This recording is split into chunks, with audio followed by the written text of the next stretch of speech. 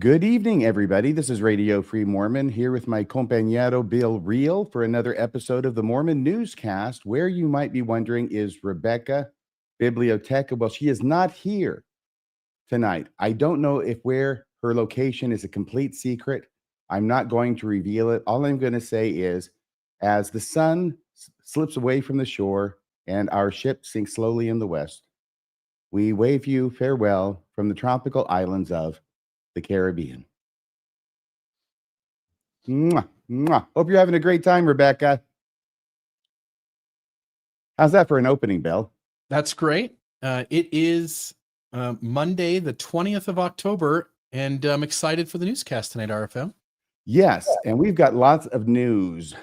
Frankly, Rebecca's been shipping it to us for the most part, but that's only because I begged. So here's the top stories for tonight. Number one, the church avoids Dallas misstep in newest video. Number two, is the LDS Prophet called of God or not? Number three, we have work left to do, says President Oaks about the role of women in the church. Number four, what one apostle learned from Watergate and Nixon, and perhaps what that apostle did not learn from Watergate and Nixon. Next is, how do men feel about the new tank top garments? Remember, they get new tank top garments too. Barstool Sports, unwilling to use restrained language to meet BYU standards. And finally, polyamory loses. Church says one spouse model best for kids and culture. Which makes you wonder what those Mormons were doing all that time with the polygamy stuff. It will be interesting when we get to that story, because I don't think they thought this through. Well, oh, so this is you. You have the first story, don't you, Bill? Yeah. So let me. This slide is here because I want the audience. We've got several stories here at the beginning tied to the new first presidency being announced and them doing their first interview, a staged one, but an interview nonetheless. And there are several facets of that we're going to go into. So while our first story delves into some missteps that Brother Stevenson made in his announcement, I also want the audience to pay particular attention to how Gary Stevenson frames the process about how a new prophet gets called when the old one passes away. And so if you'll listen to this next clip with that dual purpose in mind. So here it is. And this is the video, and I'm going to push play. Two things to pay attention to. So one is that Gary makes some flubs with the way he says things several times, and no big deal. We all do this kind of thing. But what we're going to draw attention to is what the church has done with that as a follow-up. And then the other thing is, again, what I just said is to pay attention to how Gary frames the death of a prophet and the calling of a new one. He calls it relevatory, but I think he meant revelatory. He might have meant lavatory. He might have, and he should should tell at this point. He should definitely wash his hands. All right, so here we go.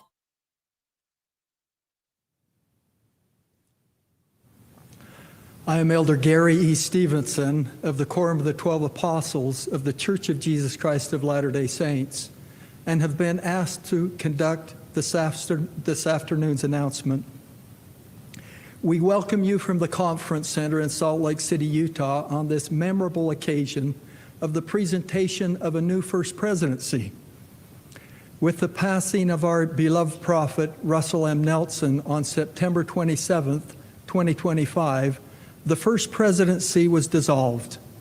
The men previously serving as counselors assumed their places in the Quorum of the 12 Apostles, and that quorum assumed leadership of the church, with the senior apostle at its head. Members of the Quorum of the 12 met earlier today to consider reconstituting the First Presidency. This revelatory experience again confirmed to each of us in the Quorum of the 12 Apostles that Jesus Christ directs his church. We are honored now to announce that President Dallas Harris Oaks was set apart as the 18th president of the Church of Jesus Christ of Latter-day Saints this morning. I so sustain. Now Dallas Oaks is the president. So he does say Dallas Oaks, and we've made fun of it on Mormonism After Dark. We've made fun of it. Plowed right through it. Say what? He just plowed right through it. He I did. was asking you Friday night. Do you think he knows by now that he flubbed it? Has anybody told him? I think so. I think he now knows the name of the prophet of his church. It was a strange thing because we all know it's Dallin Oaks. Yeah. We've never heard him referred to as Dallas. That's something that, unlike Cardinal Ellis, who doesn't know the names of the members of the First Presidency, we know them. And I was certain, like, no, Dallas isn't right. But then I thought maybe I'm the one who's wrong. And you and I and Rebecca were talking in a text thread, and I had to look it up because I thought, well, maybe his real name is Dallas and he goes by Dallin. But Dallas was just an error. He moved through it as if he believed it was Dallas, but that is not true. It is Dallin. No, Dallas would be cool. Yeah. And if I'm Cardinal Ellis, I'm pointing to Gary Stevenson right now and say, see, I'm not the only one who doesn't know the names of the members of the First Presidency. That's right. He doesn't either. Right. He works for the guy, takes marching orders from him, and he doesn't know the guy's first name. We know it was the Harris that threw him off. You know, he just, the S from the Harris got put on the end of the Dallin. It was. But what happened afterward was that the church, and let's see if I can put this one up actually. Let's see here. So the church came out with this, Dallin H. Oaks, named 18th president of the Church of Jesus Christ Latter-day Saints. This is the LDS newsroom. It's a news release. And if you were to scroll down, you can click, there's a video that right below this, and wanted to play the video for you because they shortened up Stevenson's announcement in such a way as to allow them to remove that mistake. Somebody was obviously bothered by that. Heavens forbid these guys look human for 3 minutes, but they didn't want that to happen. So here is that video with Dallas removed. And this is such a small point, but it at least tells you that often the LDS Church might be a little more about image than we would like to hope that they would be. Center in Salt Lake City, Utah, on this memorable occasion with the passing of our beloved prophet, Russell M. Nelson. Members of the Quorum of the 12 met earlier today to consider reconstituting the First Presidency. This revelatory experience again confirmed to each of us in the Quorum of the 12 Apostles that Jesus Christ directs his church. After an extended process of... And you can just see right there, they just immediately go to Oaks speaking. They did not want that flub to make it into the final cut. No. You know what they're doing tonight, though, at the conference center, don't you? What's that? It's shut off to the public because they're having him retape that. It isn't the first time that's been done. So it's easier to stick it in online than it is on videotapes. Yeah. Well, they followed this up with just a few days later, they followed this up with an interview, and it was a staged interview. It's a member of the church's press corps, whatever that is. And Diane Sawyer. Yeah, sort of looks a little bit like her. She sits down with this first president. She works for the church. The questions are scripted beforehand. The answers are scripted beforehand, and everybody knows what's going to be asked and what's going to be said. But as we listen to this, I would want to note what Gary Stevenson just said. He described the process. He said, when Russell Nelson dies and when every LDS prophet has passed away before this moment, the existing members of the First Presidency immediately essentially are no longer in the First Presidency. They go back into the Quorum of the 12, and now it's a quorum of 14, at least in most moments. There are exceptions to that, but in most moments, there are 14 now apostles, and they meet at some future moment. They have a discussion about whether it is appropriate to reconstitute the First Presidency. And if they say yes, then Gary Stevenson said then they pray and have a revelatory, although it's a revelatory, but they have a revelatory experience that by which he knows that the church is led by God, because God determines who is going to be the president of the church. Now, it just so happens that it's always the person with the most seniority, but it doesn't have to be based on what Stevenson says. It could be any of them. He gave that implication, even though it's ironclad, it's always going to be the most senior apostle. Yes. But the process that Stevenson explained and expressed to us so that we could understand how it works, it seems like it would be void of the moment Nelson dying, Oakes being 100% sure that he is the next prophet of the church. Right. And that's the question he gets asked, isn't it? it is the question he gets asked in this next clip. So let me grab that. View slideshow. Okay, so here is that one. I just have to wait for a text to leave on StreamYard. There we go. And here is Oakes asked about this very thing. Well, thank you so much for taking this time today. We appreciate it so much. President Oakes, at President Nelson's funeral, you described him as your best friend and most effective teacher. I'm curious if you could help us understand your first feelings when you realized that your friend and teacher had passed and that the responsibility of leading the church as the new prophet would fall to you. Now, it could just be that she asked a question and didn't understand the process. This would be a beautiful moment for Oakes to say, that's not how it works. I went back into the 12. We had a discussion, But, and also she talks about the funeral at first, but her exact question is, the moment you learned that Nelson died, how did you deal with both your sorrow and feeling the burden of being the next prophet of the church? That you would be. And if anybody would have corrected her, it would have been Elder Oakes. Yeah. And this is where he gives the game away. She's already given it away, but if he confirms it, they've given the game away. Well, I had the two reactions implied in your question. I felt that I had lost a friend. I sat by him for 41 years in the highest councils of the church, and I knew what it would mean to be in the chair he had occupied so capably. Yep. So I felt sorrow and burden. Boom, boom, right there. Yeah. And so I'll just note that when there's a truth and a lie and you try to maintain both at all times, you are bound to mess it up. And he does here. And I think that that makes me wonder. I've always, since the 80s, okay, for 40 years, I've known that that's the way the succession happens in the church. But why is it that Gary Stevenson is talking like it's all kind of mystical and perhaps miraculous and that it's a lavatory experience? I don't think it takes a lavatory experience. You just pick the guy who has the most seniority.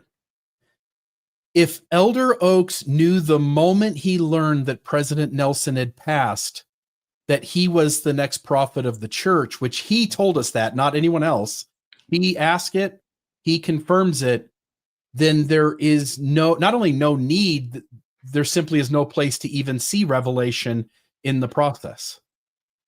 There isn't. And I will say it for the third time this year, which is that these are the kind of systems the church creates in order to make up for the lack of revelation from God. You have a procedure that you follow. That's the way you do things when there's no outside force making its will known to you. You just go with the plan. And this plan's been around for a long time. Yeah.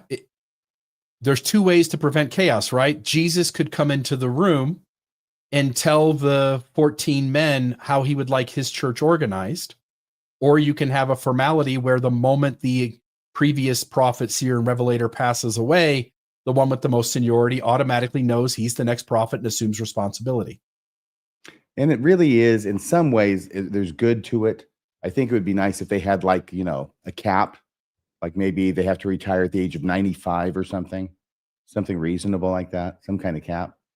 But other than that, it kind of makes sense that they don't vote amongst themselves or put themselves out as candidates for the membership to vote on. And I could see that as leading to maybe schisms. Yes, but when the church set up common consent, it was established that the members of the church could actually outvote God. and determined to do or to pull things back that God wanted to do the opposite of. Mhm. And we even seen that play out a couple of times. So I'll just leave that there.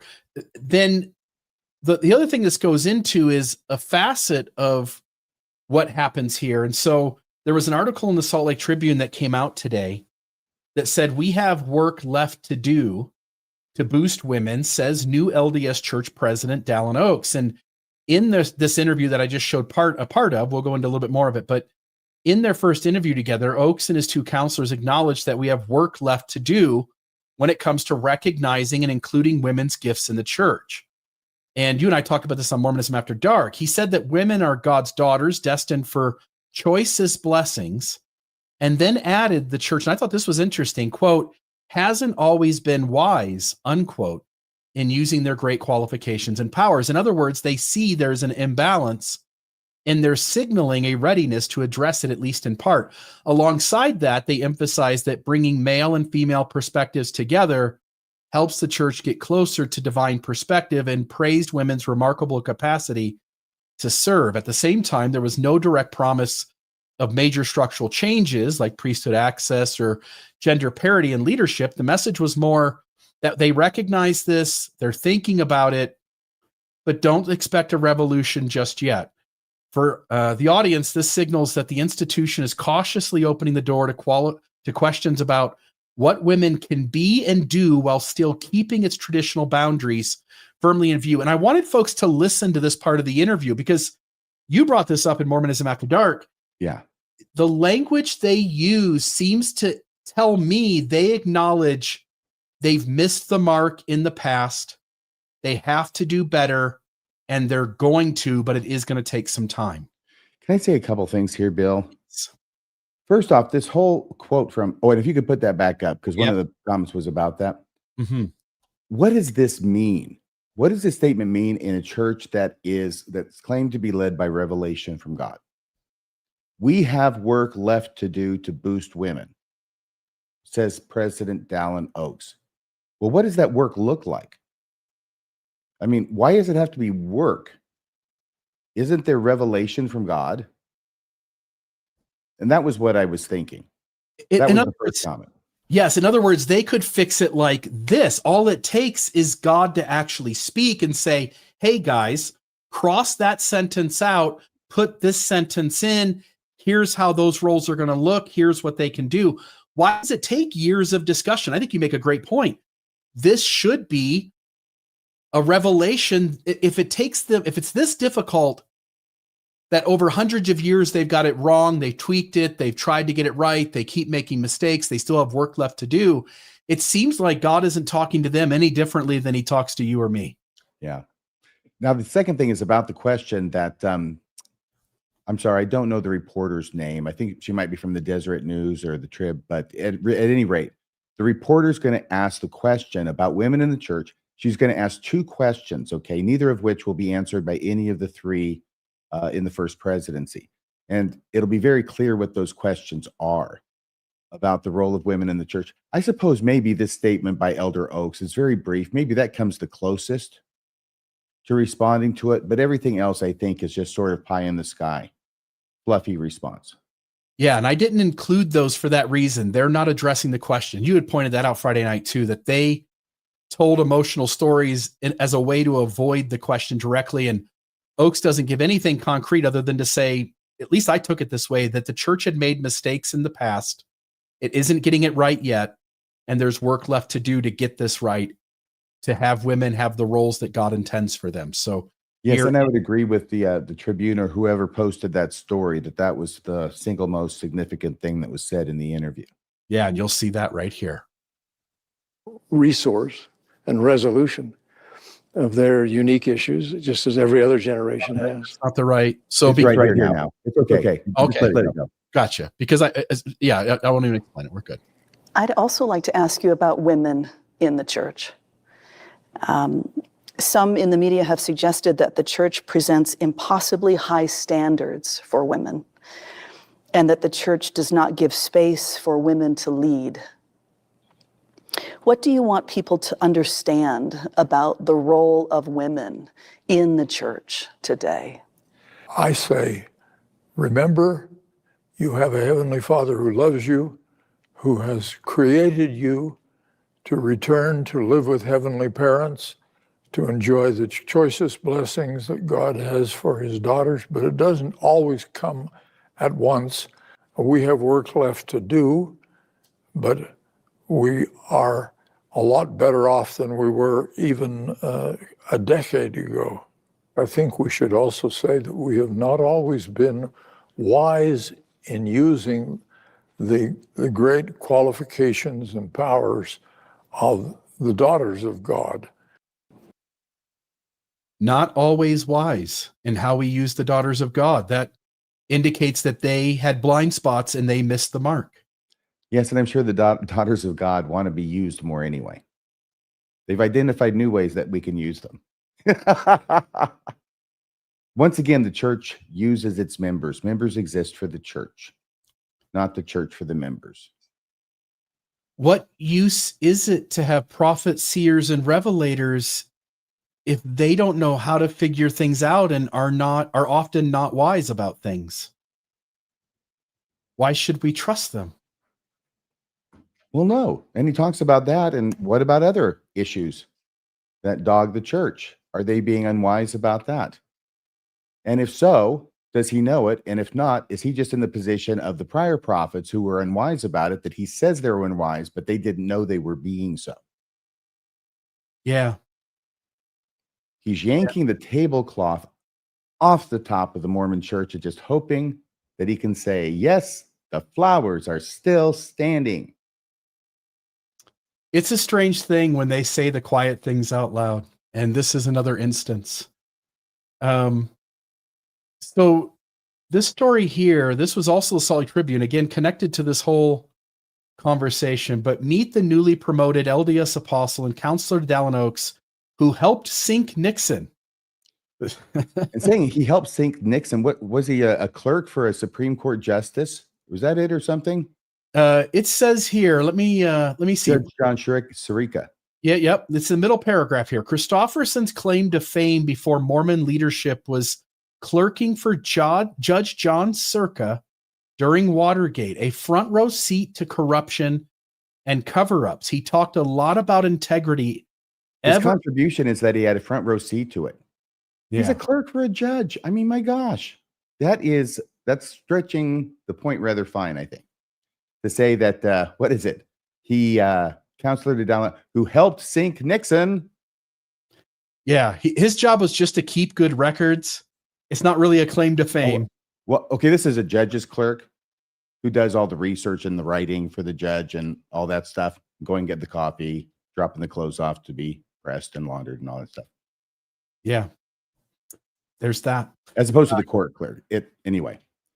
So yeah, but that's what it said. Was there something else you wanted to say about this particular slide, Mr. Reel? I'll just finish this. He talked a lot about integrity ever since, saying you don't need religion to be moral, but warning that what happens when leaders abandon their conscience. His style has always been more courtroom than campfire, formal, careful, and anchored in principles over emotion. And I'll just say, Christofferson appeals to me as a much more of a softy than Oaks, but at least in outward expression of ideas, he has been very supportive of Oaks' views and has seconded them when he's been asked to. The Friday after the leak of the 2015 policy of exclusion, he's the apostle that got put forward to have the interview with the church spokesperson about it. And he got thrust there and he did his duty and people took note. Elder Oaks took note. So for the man who sunk Nixon, you put this image in the slideshow. I did. That's right. Because I was going to say this about that. When he said that about the relationship between President Christofferson and President Nixon, I thought you would think a guy who was that close to the Watergate scandal would appreciate how problematic cover-ups can be. And yet he spent his second half of his life in a career that is full of them. And he knows it. Yeah.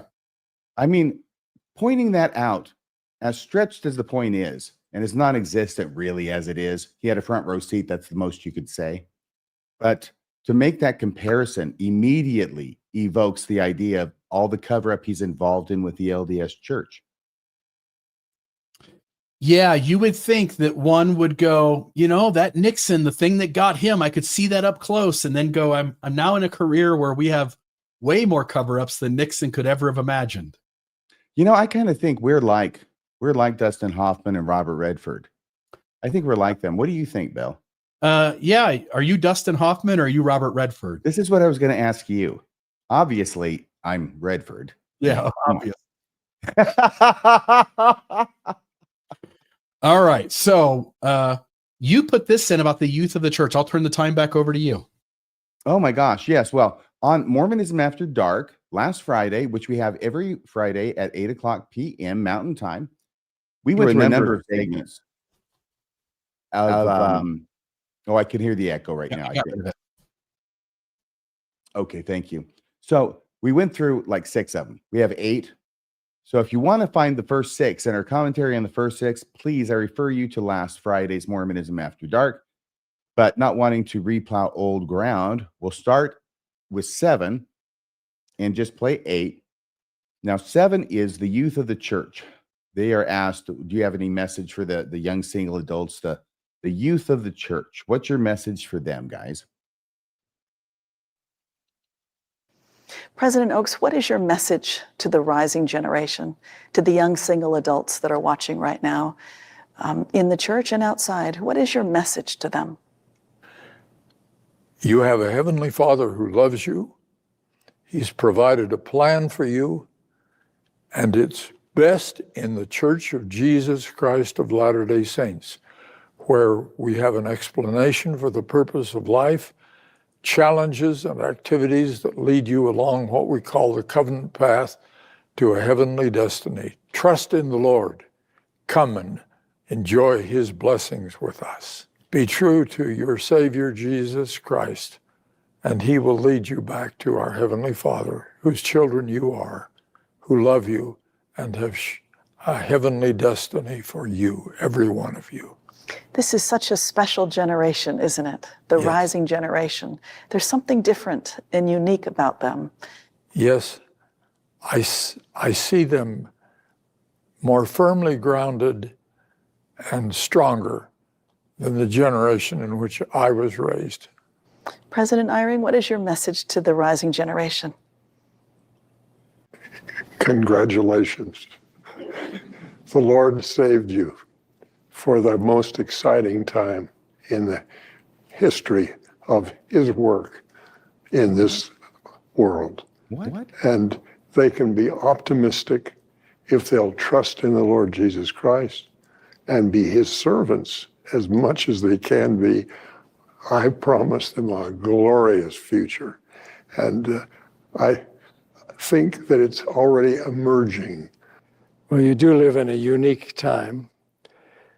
Technology is part of that uniqueness.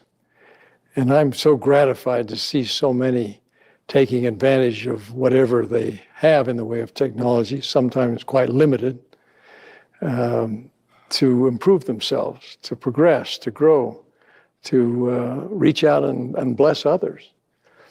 But remember, you have to be the master. It doesn't master you, or you shouldn't let it master you. You are the master, and you use this tool that no other generation has had to be able to march forward more rapidly, to make more progress, to accomplish more of the Lord's work in greater speed and velocity, if you can say it that way. And I believe it is a very unique and exciting time. I would say simply remember this: there is no substitute for the Holy Ghost. No technology, no other recourse or source can replace the Spirit. You have to be the master of your domain, Bill. What did you think? So you and I spent time in a church that used to tell every generation that they were the most elect. They had been reserved for these last days. And I thought, I thought we've talked about this enough to go, guys, drop that. It isn't useful to say it over and over again, because sooner or later, the present generation is going to go, didn't you tell that to the last 5 generations? Especially if they watch this show, because that's what they told us. Yeah. That's what they told the generation before us. Yeah. Apparently, they told that to you too, Bill. Is that right? Yep. They told it to me. They told it to you. They told it to the generation of Brigham Young. And I mean, again, they were waiting then for the second coming, because Smith had promised that, 56 years will not go by unless the Son of Man come. But here they do it again. Eyring tells the audience, the people listening to this, that they have been born at the most exciting time in the earth's history. And you can tell just by looking at him. He looks excited. He actually looks like he's having a good time. That's one of the things I want to say about President Eyring. I don't know what it is he's thinking. One of the comments in the live chat from the Friday show, when we showed clips of him in the interview, was that it looks like Henry is looking at angels on the wall. It's just like he's just constantly delighted by whatever it is he's seeing. This is the same guy who kept his eyes open during the prayers at conference for conference after conference after conference. By the way, anybody listening to this, go into a search engine, go to a YouTube or a search engine and look up a YouTube video. Just look up Elder Eyring, eyes closed, conference, and you'll find where somebody in the crowd conference after conference keeps recording Eyring during the prayers, and he's got his eyes open. I'll just notice that my hunch is that at least 2 of these 3 men are wearing a diaper in this video. So it doesn't surprise me that Eyring is sort of staring off into the stars while the other guys are talking. Yes, that's true. But these that is the thing. That is one of the main things, isn't it? What Henry Eyring says about you're the chosen generation. Yeah. In my day, it was the Pepsi generation. That's a throwback. But notice how this is a great example. This particular clip with all of them speaking, it's this way throughout the interview. And I mentioned this Friday, is that if you just listen to the words that they use, you would not know that they're talking about the Mormon church, that they're talking about the Church of Jesus Christ of Latter-day Saints. They are taking steps to avoid making the church look like what the church is, which is an exclusive, high-demand fundamentalist religion. And so they talk in terms of it's just Jesus, and all you have to do is believe in Jesus. Jesus is the way, the truth, and the life. We'll have a clip about that from Elder Oaks, right? It's all Jesus, to the point where when you're looking at it, you think, well, then what do you need the church for? If what you're saying is really what you believe, that you can't, okay. Some people say that salvation in Jesus Christ, okay, you can't be saved without Jesus, right? And the church would definitely say, and honestly, that you can't be saved without Jesus.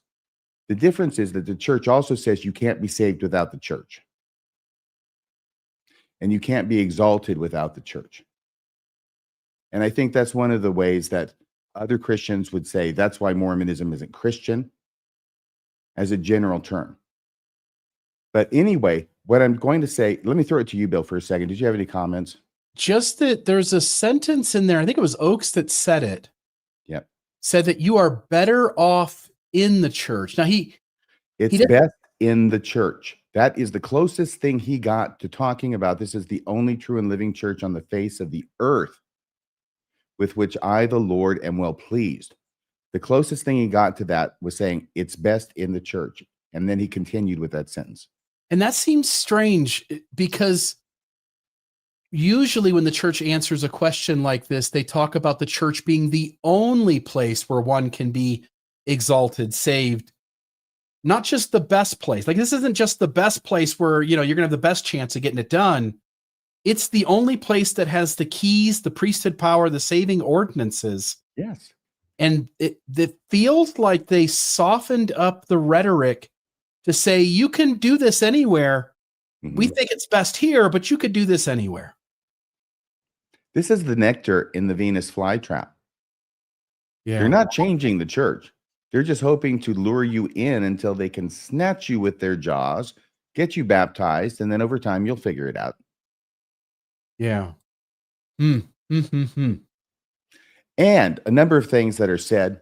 Once again, President Eyring, there's not only one channel, there are several channels. I think this is called Rise Zion or something like that. There's Second Coming Mormon channels.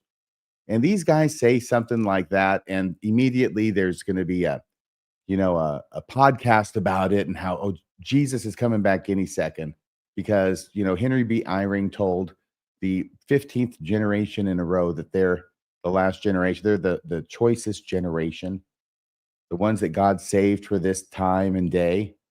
I think they even did a musical about that like 50 years ago. That's Saturday's Warrior, right? Saturday's Warrior. Yeah.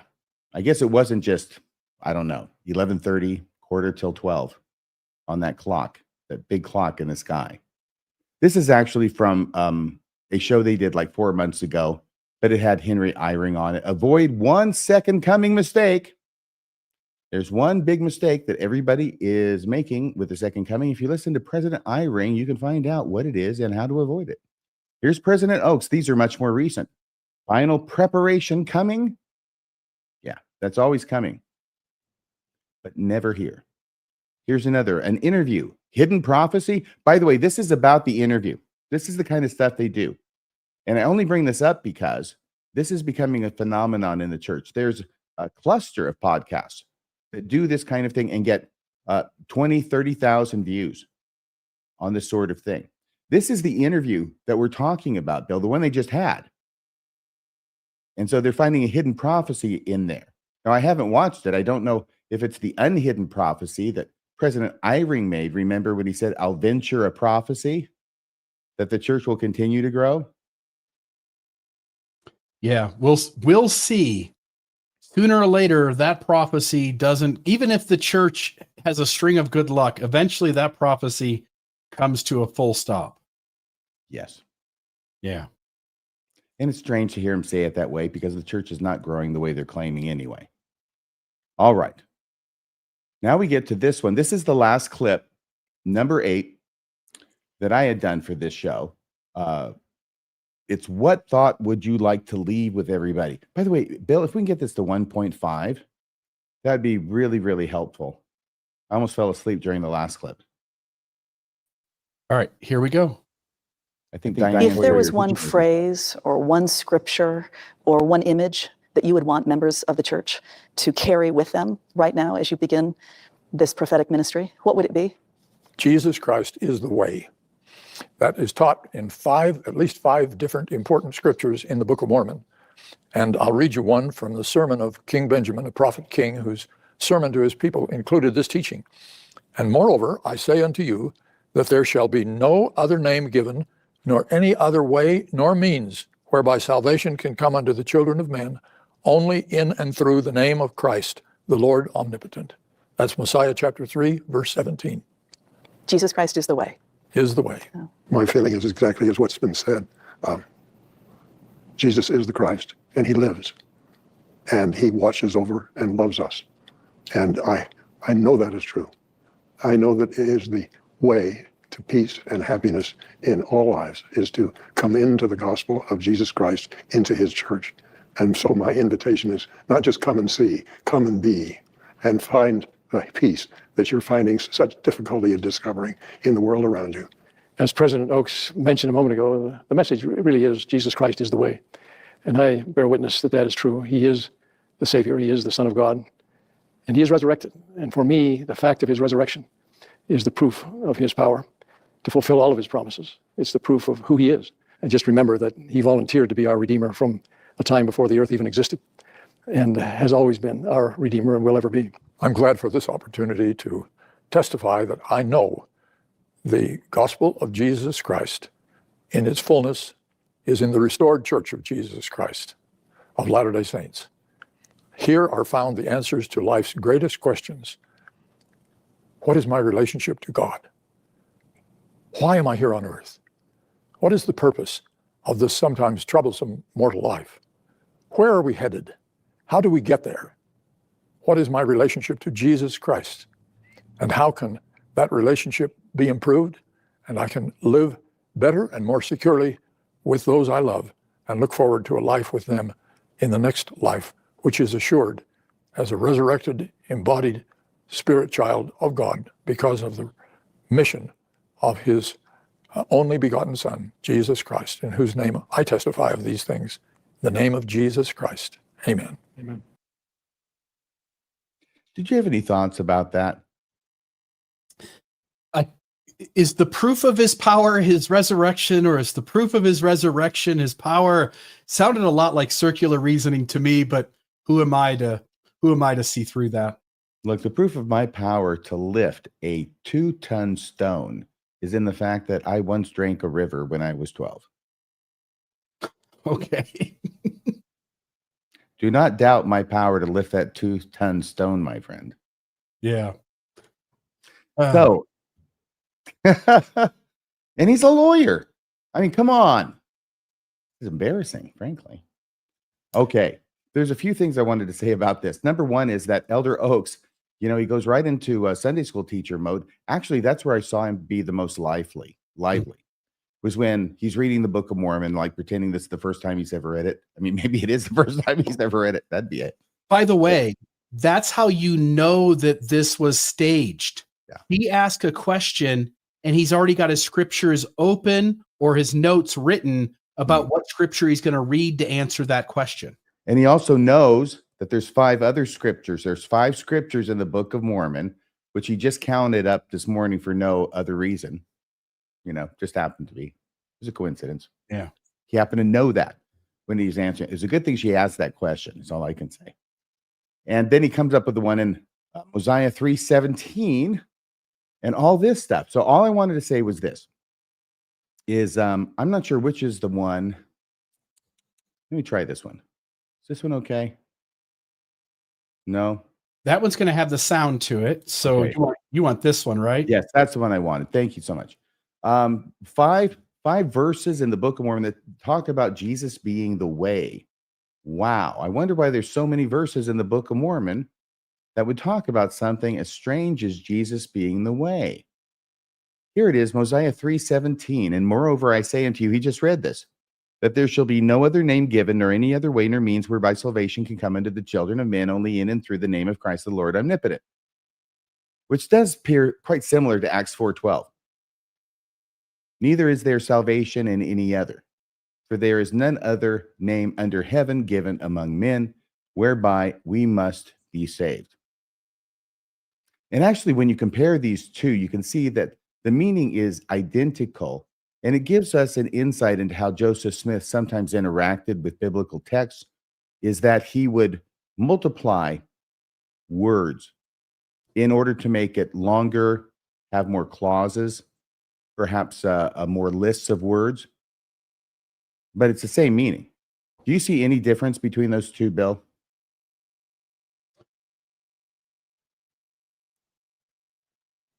No. Are you going to point out a difference? Because then I'll. No, I was asking because honestly, I don't see any difference. So I thought I'd throw it to you because maybe I'm missing it. But I it is think it's the same thing. But It Joseph Smith writes the same thing in twice with twice the words. Yeah, and there are numerous instances of this. Again, if the Book of Mormon is an ancient text of people who left Jerusalem, came over to the Americas, completely disconnected from the New Testament writings, those authors, and the time period in which that was written, it's a strange thing to have Acts 4:12 be similar enough to Mosiah 3:17. Although I guess the same message can be given, but we know that there are other instances where it is essentially verbatim, that what is said in one scripture in the Book of Mormon is said identically from Moroni to Paul, for instance, in the New Testament. Yes, and one difference is Mosiah 3:17 actually includes, or I should say, uses the word way, nor any other way. That's a clause it adds, right? Way is not found in Acts 4:12. Wonder where that came from. There's this little known scripture in John chapter 14, verse 6. Could you read that, Bill? Jesus saith unto him, I am the way, the truth, and the life. No man cometh unto the Father but by me. It's a freaking seminary scripture. This is one of the most famous scriptures in the New Testament. So anyway, all I'm thinking is that Elder Oaks could have quoted from the New Testament, but he chose to quote from the Book of Mormon on the subject. Certainly his right. I love the optical illusion because we've seen multiple optical illusions, I think, in what they've been saying. Is that groovy or what? That is groovy Jesus right there. Your eyes tell you it's moving, but it is not moving at all. And your ears tell you that they're telling you the church is true, but it isn't at all. What I find is that the movement comes from my moving my eyes over the surface of it, even a little bit. If I actually just focus on one spot, it does not move. Yep. There you go. All Hey, right. what's this? Yeah, Salt Lake Tribune. We've been hearing a lot about how women are so thrilled to have these new tank top garments. So the Salt Lake Tribune went out and wanted to find out what the men thought. What LDS men think about new sleeveless garments. The Trib notes that many male members are pretty chill about the change. They're less focused on fashion and more on comfort, especially in hot and humid places where the old style felt heavy or old school. One member from Idaho summed it up, quote, "I don't really care about the style. I just think it'll be more comfortable during the hotter times of the year," unquote. Others like the flexibility and breathability of the updated bottoms. Everybody loves a breathable bottom, so that's good things for all. Noting the slimmer feel and less visible underlayer through their outer clothes. The vibe, hey, if it helps me feel less sweaty and more like me, I'm okay with it. But not everyone's on board. Some men worry the change shifts the garment's meaning from something sacred and internal. And remember, the phrasing they used in the temple question was it was an outward expression. Wearing the garment was an outward expression of an inner commitment to the Lord Jesus Christ. Yes. By the way, do you know what Baptists and other Protestants have for centuries called baptism? Mm-mm. The outward expression of an inward grace. See, same story. Yeah. So they've been beginning to wonder let me say this again. Some men worry that the change shifts the garment's meaning from something sacred and internal to something more tied to outward appearances. One designer member, and I don't know what they meant by that, but who lived in the UAE, argued that the garment is meant to be unseen, private, and symbolic. Now, by the way, that's what was taught to you and me, that the garments are private, it's supposed to be unseen, they're symbolic. It's not a trend that we were to shape our dress style to the garment and not to shape our garment to the dress style. I think it's a little bit late to be asking those questions. Yeah, it is. It is a little how it started out. Yeah, it's a little late at this point.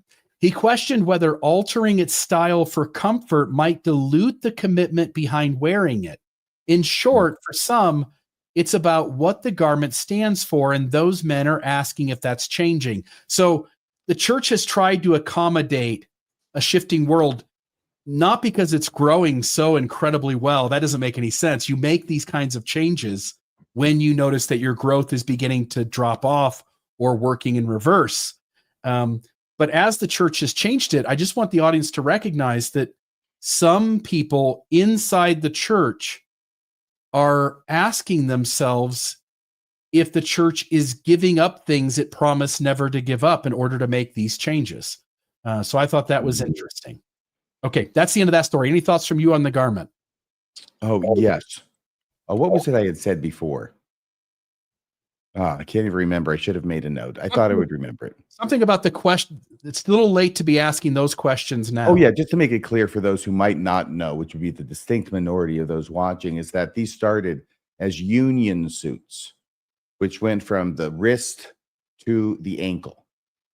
It was entire. So that's why I said it's a little bit late to be asking the question about whether modifying it is what did he say something about deleting or detracting from the commitment? It might dilute the commitment behind wearing it. Yeah. And I live here in southern Utah, where there are a lot of fundamentalist Mormons, and they wear long sleeve and pants down to the ankle. The women wear dresses down to the floor for the exact same reason. The fundamentalist Mormons, the polygamous Mormons, are still wearing the full garment, all the way to the wrist, all the way to the ankle, and hence they wear clothing that appropriately covers that up. And you point out, we've made numerous changes when we promised that the garment couldn't be altered at all, to the extent that certain leaders of the church, Joseph either F. Smith or Fielding Smith, his son, one or the other was very resistant to any adaptations of the garment because he was under the belief that it had been given by God, hence its design was divine, hence it couldn't be changed or altered. But like the temple ordinances, everything changes. And that's the thing, really, isn't it? This is one of the big things that led to my dissatisfaction, walking away from, not being active in anymore, the church, which is that it makes good sense. All right. And I think that's what's attractive about it. I think that's what was attractive about to me. There's a cohesion to it. And this idea that, if it's given, it's going to stay the same because it's given from God. And we've got revelation. And so we do what God tells us to do. But that's the theory of Mormonism. Then there's the practice of Mormonism.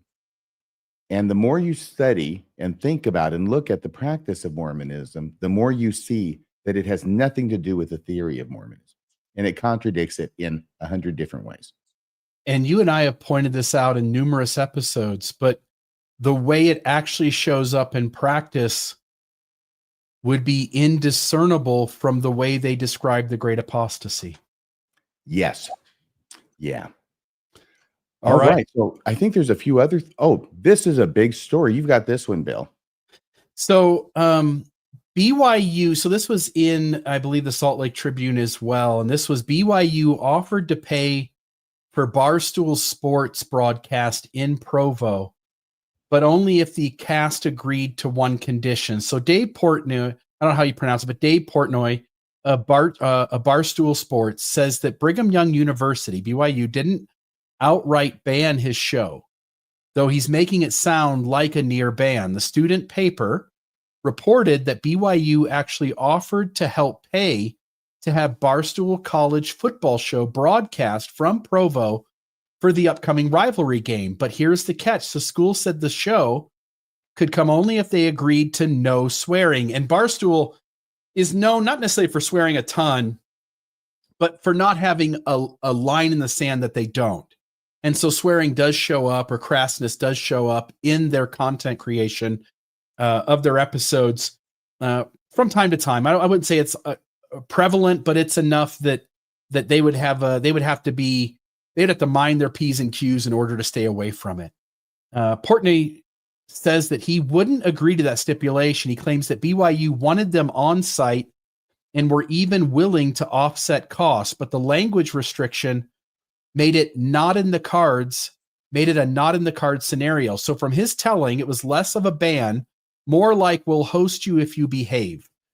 And what's interesting here is that the underlying psychology of it, BYU has a specific culture and a standard, and Barstool has a brand that often depends on pushing boundaries. And this clash helps us see that BYU wishes to have the coverage that will benefit the university, to the extent, by the way, that they were willing to, above and beyond what normal schools do, they were willing to pay for more of the cost of putting on this production, so long as Barstool agreed not to swear. That this coverage would benefit the university, but in many cases only if done with its standards being honored. So what I'm trying to say here is that you get to see a real moment in time where we, on the post-Mormon side, we often feel like the church is always compromising its standards when it's convenient. And I'll just notice here that they hold to their standards when it would have been easy to not do so. And so I give kudos to the church for sticking to their standards. Go ahead. I was going to say, Bill, I don't follow sports to the degree that you do or most people do. But is it true, the subheadline on this, that Portnoy led anti-BYU chants at the Utah-Texas Tech game 3 weeks ago? Yes. So was that BYU? Yeah. So Barstool's Dave Portnoy leads Utah crowd in anti-BYU chants, hypes rivalry. So Portnoy turned up back in September of 25 at the BYU-Utah rivalry promo, grabbed the mic, and led the crowd. I just wanted to find, hold on, give me 1 second here. He led the crowd in a loud BYU chant, basically diving headfirst into the most volatile part of the fan base and leaning into the chaos. It wasn't just playful ribbing with the rivalry's religious and cultural undercurrents. The movement underscored how he's not simply a visiting pundit, but someone willing to stir up deeper currents. Yes, he shows up in a promo and encourages the crowd to say F BYU, but to say the full F word, and gets them going. They all sort of get going and chanting. It makes sense knowing that, to know then why the church steps in and says, hey, we'd love to have you. We'll pay for you guys to be here. But the only way you're going to be here is if you agree not to swear, because they've already done it. Can I just say, Bill, I just want to thank you for explaining that, because I wanted to understand. So this is the same guy who comes to now BYU and wants to have his podcast there? Yes. And the school for this game, for whatever game it is. Yeah. Yep. In the school. So because he doesn't agree to the language boundary. Okay. But I just want to understand. He went to BYU and asked to be there for their school. If I'd been BYU, I would not have been over backwards. I would have said, F you, pal. Pack it. Get out of here. After what you pulled. So I think BYU was way nicer than I would have been to this guy. Yeah, the way the article explains it, it wasn't like he came to them and said, hey, what do you think about me doing this? It was that BYU reached out to have them be present. And when he doesn't agree to the language, he still shows up and he goes on. I don't know if it says it maybe in the next one here. But he ends up showing up still, just not with Barstool Sports doing their program. He shows up and he goes on like CBS's pregame or during the game little table talk where he sits down with them and he still answers questions and gives some commentary, but it's him representing himself rather than the Barstool program production. Yeah. And I'll just note that Deseret News came up with a follow-up article. They titled it, Dave Portnoy clarifies why the Barstool Sports college football show won't be coming to BYU this weekend. And the main quote I got out of this was this one here. BYU did not ban Barstool, Portnoy wrote in a post to X, formerly Twitter, Thursday afternoon. I'll just note too, that X post is there down below it. We only do 6 a year with Big Noon Kickoff. Just wasn't in the cards by all indications. BYU really wanted the Barstool show. And that's another moment where you see that it's actually BYU that wants them and not them wanting to ask BYU if they can do it. And we're even willing to offset the extra cost as long as we didn't swear. So I think this was a request that BYU initiated. Incredible. Yeah. Pretty impressive that they did that, regardless of what side of the story you stand on. So anyway, there's that. Any other thoughts from you on this story? I think that's it, other than there is one little quick thing. There's so much more. This isn't a big deal. This is really quick. Gordon Monson. No, I've added slides. Oh, I got you. Gotcha. Salt Lake Tribune, Gordon Monson put out this article. Barstool's Dave Portnoy offers the quote of the year about BYU and LDS culture. And he gets away from the story. What he really is wanting to point out is that Dave Portnoy goes to the creamery, I think, which is at BYU, if I'm not mistaken, and he goes to Swig. And so he visits the creamery. He describes it as an absolute mob scene around 1 p.m. on a Friday just to grab an ice cream cone. Although his favorite flavor is just chocolate chip, vanilla with chocolate chips. That wasn't available. He settled for a cookies and cream cone and pronounced it great ice cream. I'm an ice cream guy, and I gave it a 9.4. On the other side of the treat spectrum, Portnoy stopped at the local soda favorite Swig, famous for its dirty sodas, and was less enthused. He noted that a 20-minute wait in line, then called the flavor just like a Coke. I think I did Swig totally wrong. I don't know if he went to Swig and just ordered a regular Coke, or if he ordered one of the dirty sodas off the menu, but for whatever reason, whatever he ended up with, he said tasted just like Coke. So he seems to have not experienced SWIG in its full glory. Is that the quote of the year about BYU and LDS culture? This was what the article was making a big deal. Yeah, he wanted to take in the culture. So I think it was a slow news day. I think it was Monson just pointing out that Mormon culture of SWIG and the creamery and all that stuff, because we've got a creamery down here in Beaver, Utah, and I think it's the same entity. And it's this big giant building, and you can get like homemade cut up pieces of cheese, and you can go to a little diner there and get specialty kinds of like nachos supreme or a specialty hot dog.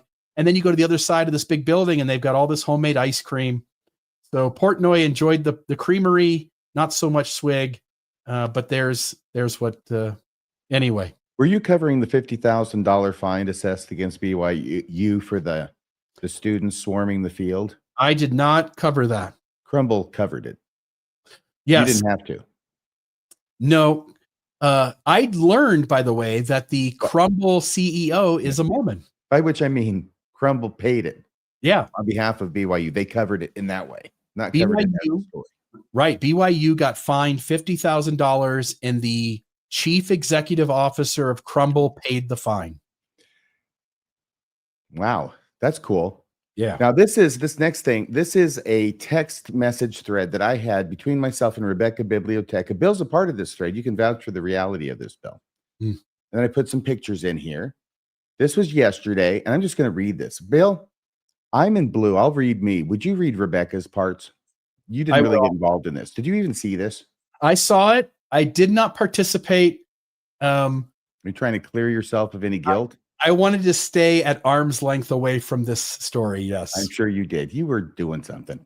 Anyway, I said, I just played a trick on the sister missionaries in the triplex. Now, I got an apartment, 3 apartments, a triplex. I'm on one end, then there's a middle one, then there's the sister missionaries on the other end. And, we see each other. We say hi. We're friendly. I just played a trick on the sister missionaries in the triplex. I expect they won't be getting a lot of sleep tonight. Your turn, Bill. Spill the tea. That's very good. It sounds just like Rebecca. It sounds more like Geraldine than Rebecca. Can you say that again? Spill the tea. Okay, thanks. When we pulled in late this afternoon, I noticed their front door was wide open. I parked and we walked down to their apartment. Sure enough, the front door was wide open. What? That's scary.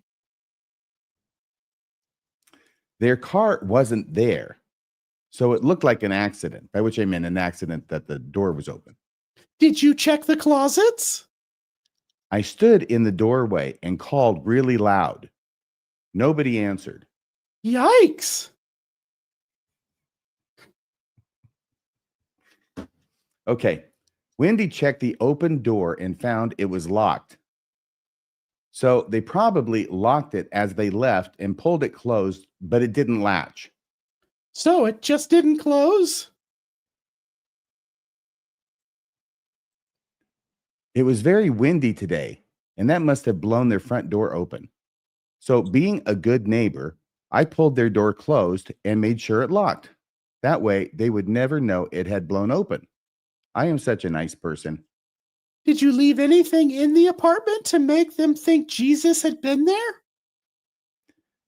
Rebecca is really devious, isn't she? Now you get to know the true Rebecca behind the scenes. What I responded was, they had a nice pumpkin on their little front porch.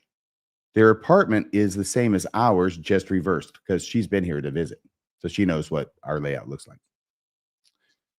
On top of the pumpkin, I continue, was a big, hairy Halloween spider.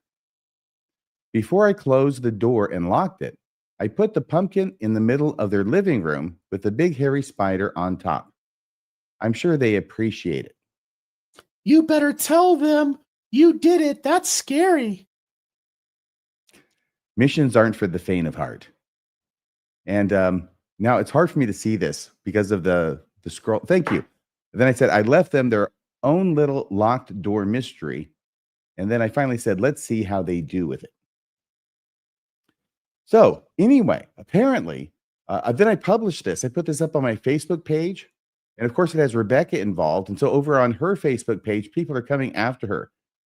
One particular person named Hayden Nix. Oh my gosh. Yes, the pearl clutchers are coming out in force. Here's what he says. I'm going to let you read Rebecca's too. Can you read that, Bill? I'm going to read. I'll read Hayden first. Okay. How could you encourage RFM to enter illegally into a sister missionary apartment and look through their stuff? How sick are you guys? Before I read her thing, and I'll read it here. It's such a strange thing because when Rebecca tells you to check their closet, she's asking you as a grown man to make sure that there isn't some perpetrator who's hidden himself in their home.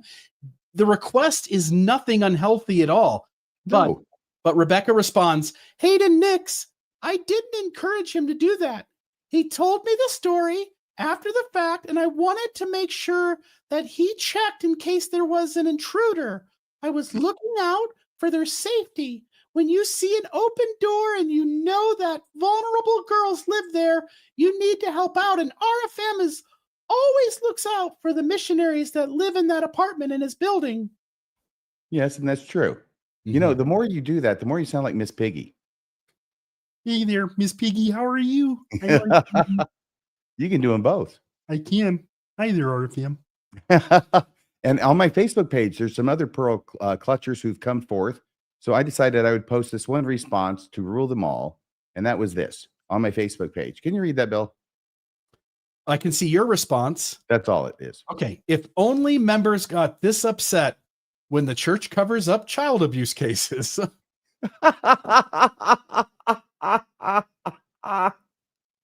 Oh, yeah. I got the idea for that from Colby Reddish. I Yeah. modified it a bit. But man, I give a lot of credit to people. Well, it's because if I see further than others, it's because I stand on the shoulders of Colby. You And have this moment where their door is open. Somebody could have gotten in. Rebecca says to make sure that nobody's in there. You go in, you play this little tiny prank thing. Yes. And people are bothered when really they should have celebrated that this person who is a critic of the church is looking out for the sister missionaries. Meanwhile, sex abuse cases seem to happen multiple times on the weekly in this institution. Oh, yeah. And nobody cares. We can't cover them all on this show. No. There are actually times when we don't cover them because we can't cover them all. Yeah. That's terrible. Yeah. But thank goodness there's Spotlight. Here's the weird thing too. When Rebecca suggested that you check the closets, their first thought was that she was telling you to check the closets as if to be nosy. Yes. When it was very clear that both of you understood clearly that the goal was to protect the missionaries. Can I tell you, I said Spotlight, Catholic, I meant Floodlit, Mormon.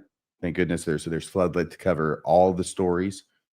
But yeah, and the funny thing is, I didn't realize that's what they meant until you said it, because it was so obvious to me when she's saying, did you check the closets? It's to see if there's anybody hiding in there. And of course I didn't check the closets. You know why? Because there might've been somebody hiding in there.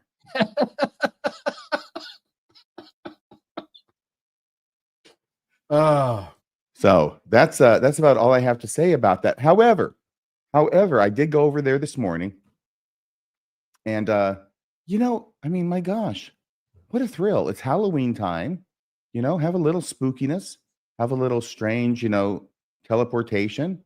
And I was thinking what would happen? Well, first thing is they're going to think that somebody else did it, right? And they would be right, but they would think within a limited section of people. And then those people would deny it. And then they would either believe them and then they get spookier, or they wouldn't believe them and they'd get into a knife fight in the apartment or something. So nothing bad's going to happen. Anyway, I went over to see him this morning before I came in and knocked on the door. They came to the door. I said, hi. And I said, hey, I just wanted you to know that yesterday I came here and the door was wide. I told them the whole story. Door's wide open. And I was here with Wendy on a windy day. And I took your pumpkin and your spider and I put them in the middle of your living. It was one step, two step, boom. And then I'm out.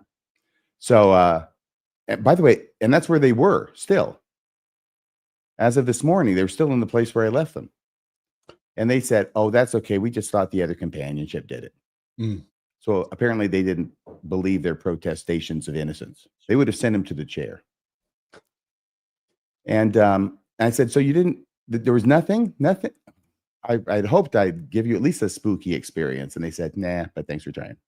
And then they said, hey, you're an angel. That's what Sister Nelson said. That you are an angel to do that for us. And I didn't say my favorite Sherlock Holmes quote, which is, I may be on the side of the angels, but don't for a minute confuse me with one. I'm not an angel. But it was very nice of her to say that. And then they've really enthusiastically offered to do any service for me, which was weird, but I couldn't think of anything. I said, if I think of anything, I'll let you know. Maybe they'd come on the show. That would be service. What do you think about that? They probably didn't know the story about an angel with a drawn sword, do they? They still think of angels as just the good guys. Yeah. I'm a good angel. Yeah. And you can tell from this.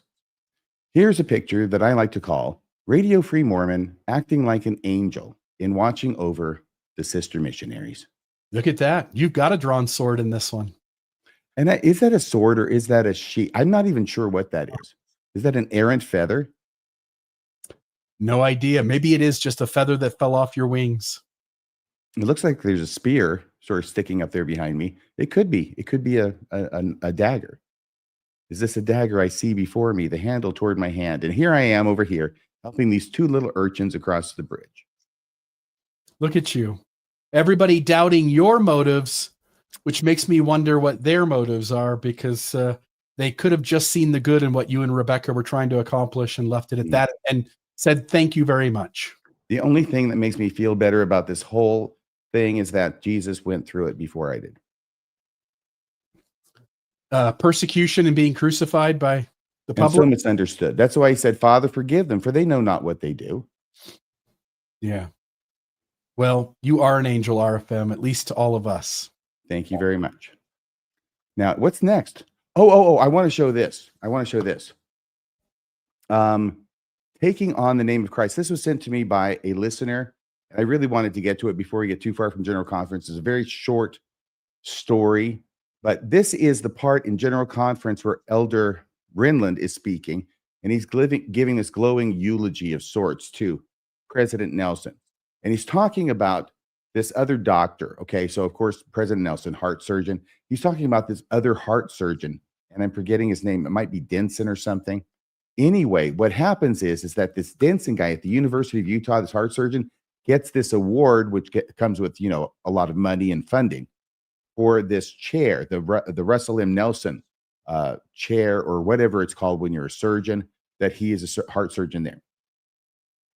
And how this heart surgeon is thinking, I've got 4 days to go before I get this award. This is years in the past now, a few years in the past. And 4 days before, he has this really hard day, and he talks about how, oh man, he had such a hard day. And then he realized that one of his patients that he just operated on that day, he's going to have to go back in again. Doesn't say why, but that always sounds, alarming. But then he didn't think of Jesus and say, what would Jesus do? He thought of President Nelson and said, I'm receiving this Russell M. Nelson Award in 4 days, and I need to be more like him. And so he was able to master himself and get through it with aplomb and professionalism, all because of Russell M. Nelson. Then he talks about, now this is the part we're going to play, okay? Because now, once again, the paths will cross, and you're going to have this heart surgeon at University of Utah speaking about the Russell M. Nelson lapel pin. And I'll just say before I push play, man, these guys are all old at this point. He's old. Holland's old. Bednar's old. Eyring's old. Christofferson's 80 years old. I mean, they're all old. Even to be a clerk during Watergate. Yeah. There you go. All right, here it is.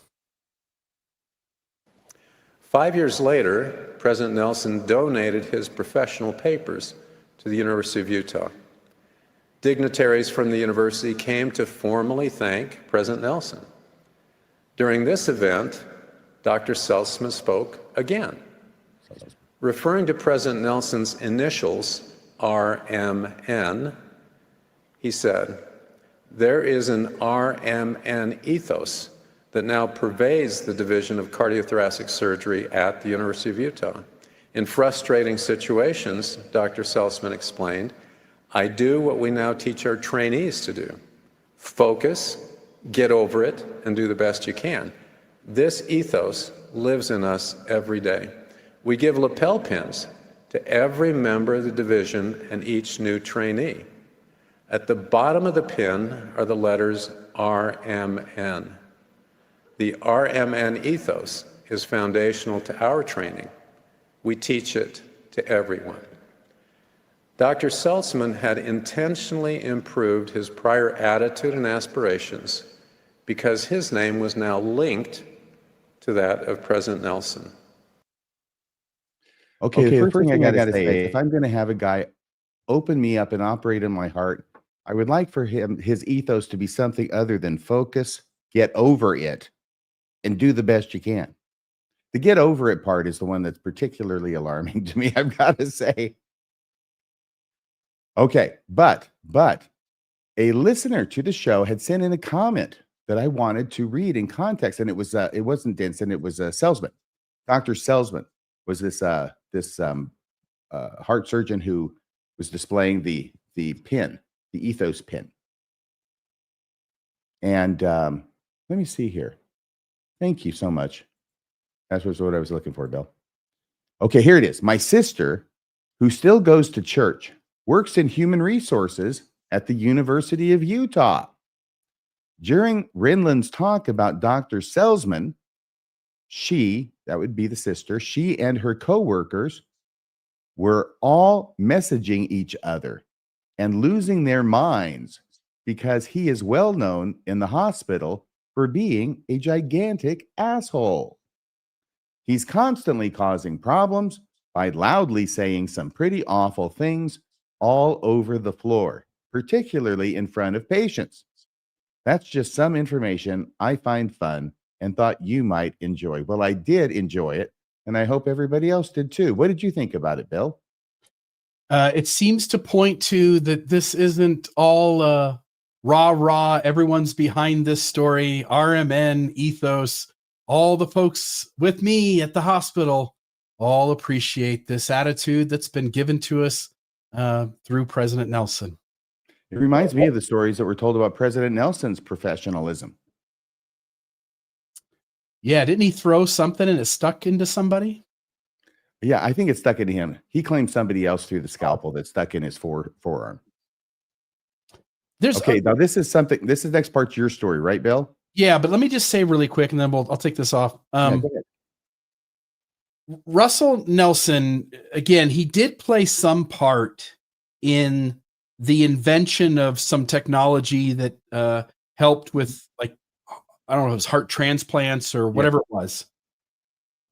But they play that story up like he's one of the main people in it. And I don't know this for sure. What little I've gotten through the grapevine about that experience was that he really was one of the lesser people involved. He was sort of an assistant to some part of the process and wasn't really in charge of any of it.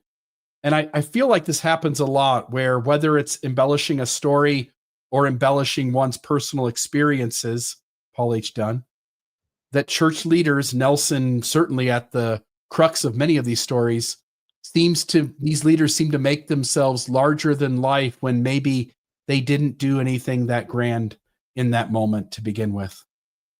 Yeah. So anyway, I'll say that. All right. So I wanted to start off by just noting that the author of this article is not the Brad Wilcox. It's just another Brad Wilcox.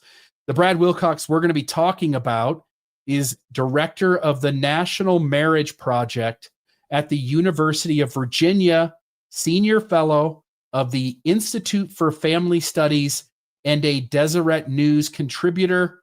So not the Brad Wilcox that we're all familiar with, and not, what's his name? Not the bongo from the Banana Splits. I do have to say, the more I see those two pictures, the more I think they look alike. Just put, sunglasses on Brad. Yeah, and a funny hat. Mm-hmm. And you might have it. You wouldn't be able to tell them apart, really. So the article from the Deseret News is on the right, and you'll see down there at the bottom, the authors are Maria Bear and Brad Wilcox. Again, not our Brad, but another Brad. The title of the article is Perspective. It's time to push back against the glamorization of polyamory. The Deseret News dropped an opinion piece arguing that monogamy, one man, one woman, is far better for kids, society, and the common good than polyamory, which essentially is plural marriage. Is this a Mormon newspaper? This is a Mormon newspaper. The irony is thick when you remember this is the faith that once championed and actively practiced plural marriage, which is polyamory, defended it as a doctrine, and wove it into their cultural identity. The piece suggests that spreading affectionate romantic investment among multiple partners creates complexity, divides attention, and weakens the social fabric, especially when children are involved. In short, the church is quietly siding with the idea that simplicity of one spouse, one marriage, has structural benefits. For folks like us who've been around the block watching how doctrine, identity, and cultural practice shift, this reads less like progress and more like a subtle rebranding of what was once justified under revelation. Not relevation. What's his name? Brother Steve. Revelation. Yeah. If you've ever asked, how did we get here? This piece is worth a scan. It doesn't attack the past. It doesn't even talk about Mormon polygamy, but it clearly signals that the plural marriage era, which has long been defended, is no longer being articulated. I got weaker, but no longer being articulated as the stronger societal model. Yeah, because they used to say monogamy was the weaker model and polygamy was the stronger. Yeah, and I included here, I don't want to read all of these. We could read one or two if we wanted to, but this is 6 quotes. Rebecca put these together for a Mormonish either post or a short, but these are 6 quotes from the church where they articulate that monogamy is the weaker way to structure a society, that polygamy is the better way. And now you have the Deseret News telling you that multiple people in a loving relationship, that a person having multiple romantic interest is not good for society. I don't know how they didn't see that this was going to rub up against polygamy and essentially have the Deseret News saying we got it wrong all along. There seems to be such a lack of awareness of the ramifications of what the church publishes. Yeah. In other words, it's not like you're playing chess and you have to think 7 steps ahead or 5. I'm just talking 1 step ahead. Just look at 1 step ahead as to what the ramifications of what you're saying is and think about whether you really want to say that. Yeah. If polyamory is bad, and polygamy is a form of polyamory, isn't polygamy bad? Yeah, the church has a love-hate relationship with polygamy. They can't live with it. They can't live without it. George Cannon, can I read that one from Journal of Discourses, volume 13, page 202? This is a representative. It is a fact worthy of note that the shortest-lived nations of which we have record have been monogamic. In other words, they practice monogamy. Rome, with her arts, sciences, and warlike instincts, was once the mistress of the world, but her glory faded. It's funny, he says shortest lived. I don't think Rome was that short-lived. She was a monogamic nation, and the numerous evils attending that system early laid the foundation for that ruin which eventually overtook her. So monogamy is what was practiced by the barbaric Romans, was a very common argument that was made, and thus talking about how polygamy is not only revealed from God, it is superior as a societal institution to monogamy. Look at that bottom left one. This is Samuel W. Richards. This was in the Millennial Star. The one-wife system not only degenerates the human family, but both physically and intellectually, but it is entirely incompatible with philosophical notions of immorality. It is a lure to No, hang on. That says immortality. I'm not sure what he means by it, but it says immortality. Oh, sorry. I think I said immorality. Yeah. Is entirely incompatible with philosophical notions of immortality. It is a lure to temptation and has always proved a curse to a people. The church, people have argued, by the way, before that the church is looking, it really would love some way to bring polygamy back. And my gut tells me the church would like to stay as far away from polygamy till the end of time as it can. This is why they're so mad at Michelle Stone, who really we haven't heard anything from. She's been keeping her end of the bargain to stay in the church and was allowed herself to be silenced. It's a tough choice. No judgment here. I just wish that she had done it differently, but it's her life, and I'm going to respect that. But that's why they're so mad at people like Michelle Stone and people who want to talk and argue that Joseph Smith did not practice polygamy. The church doesn't want to talk about it. This is a no-win scenario for the church. To talk about it is to lose. That's why these people are driving them crazy. Yeah, and I could always see a day, and of course we lived in it, but I could always see a day where the church just stayed away from talking about it, as you just pointed to. But now we're beginning to see articles come out in the church news.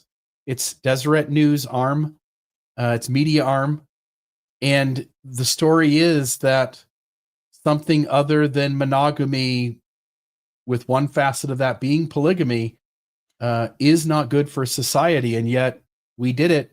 We justified it. It was horrific. Polyamory at least is consensual.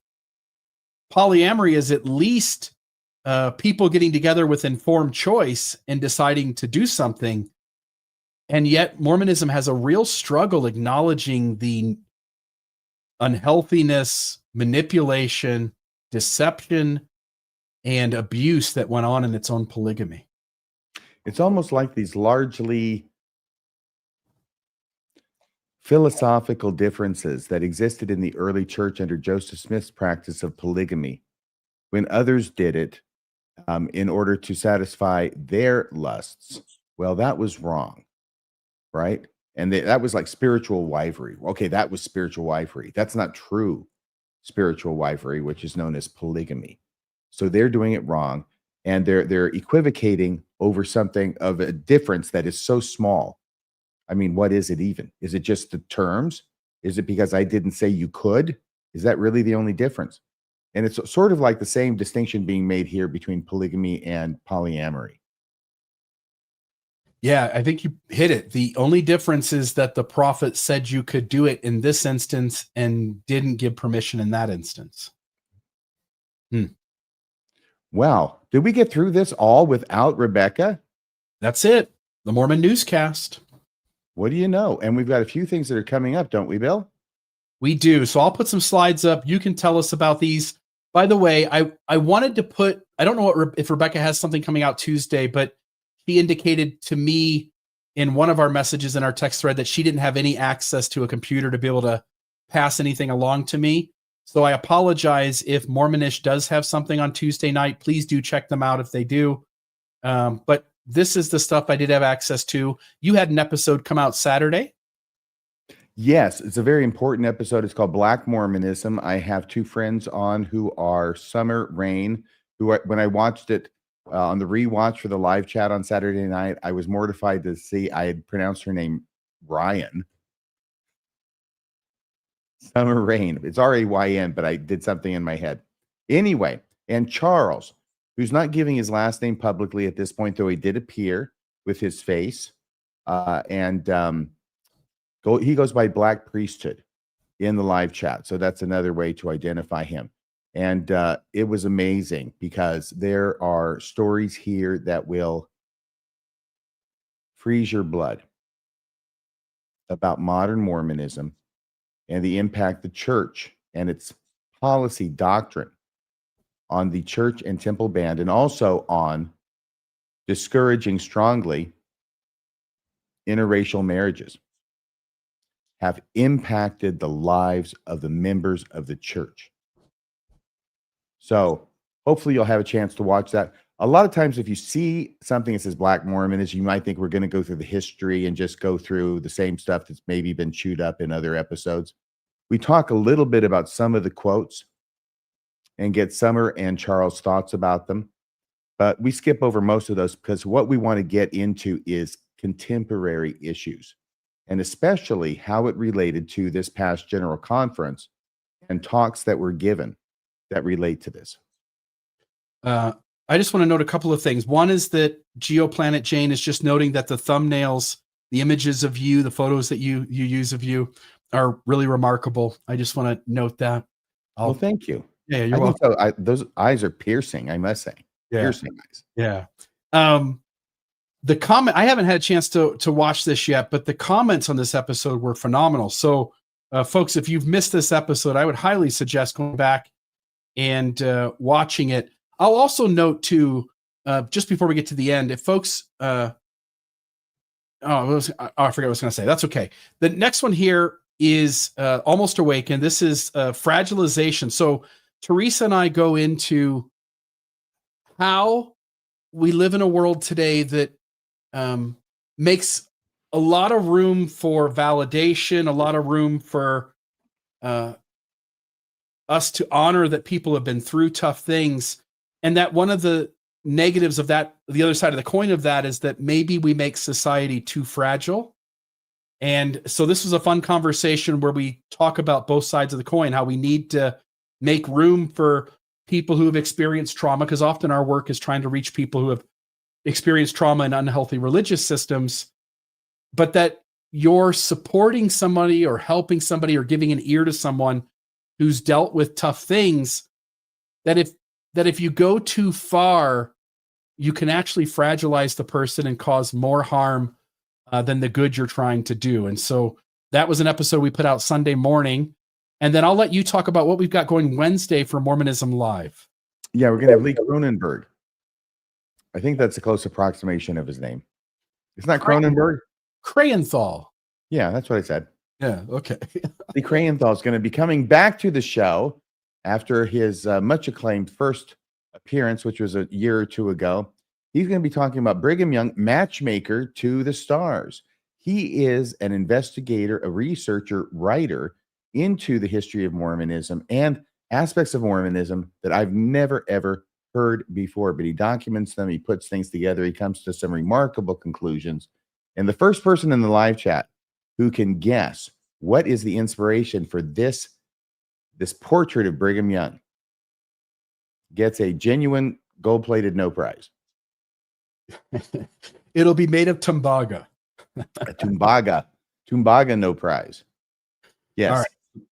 There's that. There's that. And that's the end of it. We did it.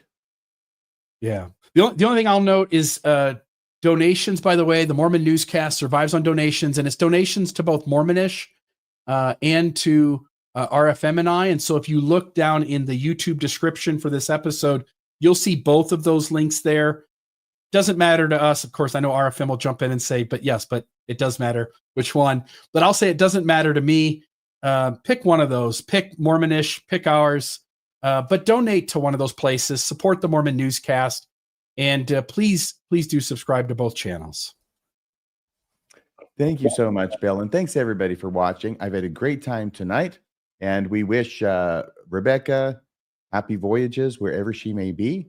And hopefully she'll make it back to see us again next Monday, 6:00 p.m. Mountain Time, for another episode of the Mormon Newscast. Good night, everyone. That's a wrap for this week's edition of the Mormon Newscast. We appreciate you tuning in and sharing this time with us. Keep the conversation going and stay informed on all things Mormonism. Until next week, wishing you peace and joy. See you next Monday at 6 p.m. on the Mormon Newscast.